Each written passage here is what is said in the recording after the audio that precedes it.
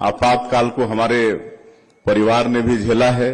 हमारे बड़े पिताजी स्वर्गीय श्री नरहरि प्रसाद साई जी 19 महीना वो भी जेल में रहे और जब इमरजेंसी के बाद चुनाव हुआ तो रायगढ़ से सांसद भी चुने गए और मोरारजी भाई देसाई की सरकार में केंद्रीय राज्य मंत्री भी थे और बहुतों को भी हमने देखा है। आपातकाल में जो बंद थे उनके घर में कैसी मजबूरी थी, चूल्हा नहीं जलता था, उनके बच्चों का भविष्य बर्बाद हुआ।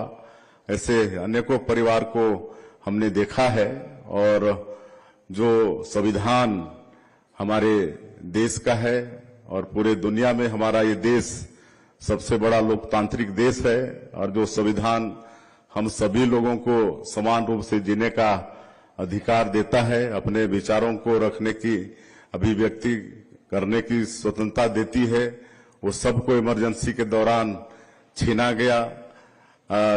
मीडिया जो लोकतंत्र का चौथा स्तंभ होता है उसमें भी सेंसरशिप लगा दिया गया। ये सब सारी बातें हमारे पूर्ववक्ताओं से आप सब लोगों ने सुनी है, मैं उनको दोहराना नहीं चाहूंगा। बिल्कुल वो आज का ये दिवस 1975 का 25 जून वास्तव में काला दिवस था। उसको हम लोग भी बच्चे थे तो थोड़ा थोड़ा, क्योंकि हमारा परिवार भी उस दंश को झेला है, तो महसूस करने से ही रूह कांप जाता है। सामूहिक नसबंदी होते थे, जहां काम कर रहे होते थे वहां गाड़ी से उठाकर नसबंदी करा दिया जाता था।